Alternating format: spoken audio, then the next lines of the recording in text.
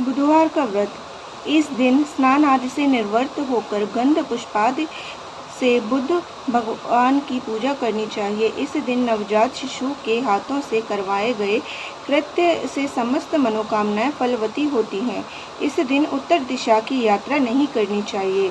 इस दिन हरे रंग की वस्तुओं का प्रयोग तथा दान अत्यंत लाभदायक है। बुधवार व्रत की कथा।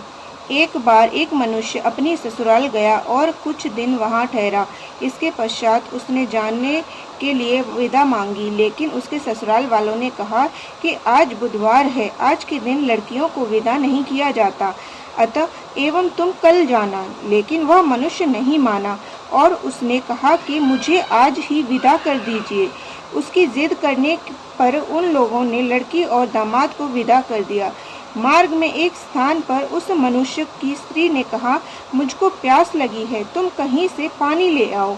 वह मनुष्य लौटा, लेकिन रथ से उतरकर पानी लेने के लिए चला गया और जब पानी लेकर लौटा तो क्या देखता है, स्त्री के पास उसकी शक्लों उस जैसे कपड़े पहन दूसरा मनुष्य रथ पर बैठा है।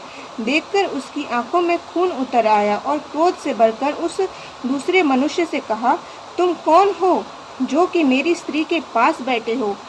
इस पर दूसरे मनुष्य ने उत्तर दिया, अबे जा, तू कौन है, चल भाग यहाँ से, यह स्त्री मेरी है। इस पर उसने पहले मनुष्य से कहा, अरे भाई, यह स्त्री मेरी है, मैं अभी अभी इसे लेकर अपने ससुराल से आ रहा हूँ। इस प्रकार झगड़ा बढ़ गया और वहाँ बहुत से लोग एकत्र हो गए।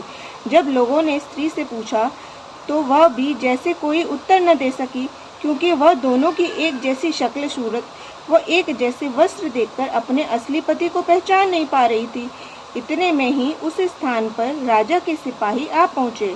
उस मनुष्य को, जो कि लोटा में पानी लेकर आया था, पकड़ने के लिए तैयार हो गए।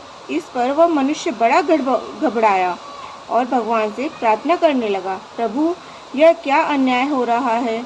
जो सच्चा है वह झूठा और जो झूठा है वह सच्चा प्रमाणित हो रहा है।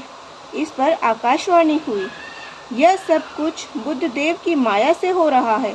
यह मनुष्य अत्यंत आग्रह करके अपनी स्त्री को बुध के दिन अपने साथ लिए जा रहा था, इसके कारण इसको यह क्लेश प्राप्त हुआ।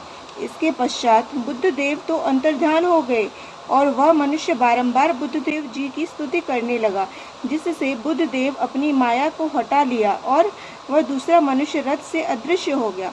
तब वह अपनी पत्नी सहित घर आया। जो कोई इस कथा को पढ़ता या सुनता है, उसको बुद्ध के दिन गमन करने का कोई दोष नहीं मिलता। बोलो गणपति भगवान की जय, बोलो बुद्ध भगवान की जय।